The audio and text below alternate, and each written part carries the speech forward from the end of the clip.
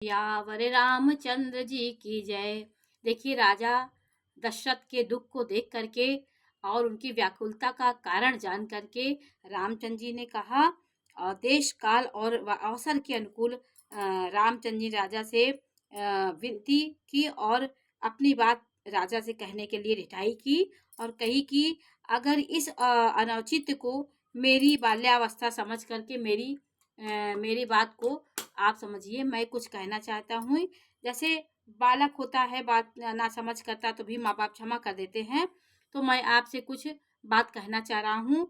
तो उन्होंने कहा रामचंद्र जी ने कि इस अत्यंत तुच्छ बात के लिए पिताजी इतना दुख आपने पाया और इस मेरे मेरे लिए आपने इतना कष्ट क्यों क्यों पाया, क्यों आपके अंदर इतना कष्ट है। तो माता से मैंने पूछा तो उन्हें सारा प्रसंग बताया। इतनी छोटी सी बात के लिए आप इतने दुखी हैं, क्योंकि रामचंद्र जी का दुख सुख का कोई एहसास नहीं था, लेकिन वो पिता थे। तो उन्होंने कहा, हे पिताजी, इस मंगल के समय स्नेहवश होकर सोच छोड़ दीजिए और हृदय में प्रसन्न होकर मुझे आज्ञा दीजिए। यह कहकर प्रभु रामचंद्र जी सर्वांग पुलकित हो गए और फिर उन्होंने पृथ्वी पर धन्य माना अपने को कि माता पिता की सेवा करने का अवसर मिला। ऐसा कर श्री रामचंद्र जी चले गए और राजा ने शोक वर्ष उत्तर नहीं दिया।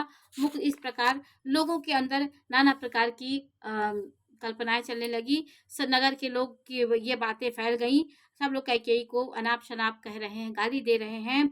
इस पापी ने तो पूरे पेड़ को ही सुखा दिया, छाए छाए घर को इसने आग लगा दिया। नाना प्रकार के सब उनकी आंखों को ने उसने अपनी आंखों के बिना अपने को कर लिया और बिना आंखों के देखना चाहती है, अमृत फेंक कर विष चाहती है। कुटिल कठोर बुद्धि अभागिन कैकेयी रघुवंश रूपी बांस के वन के लिए अग्नि है।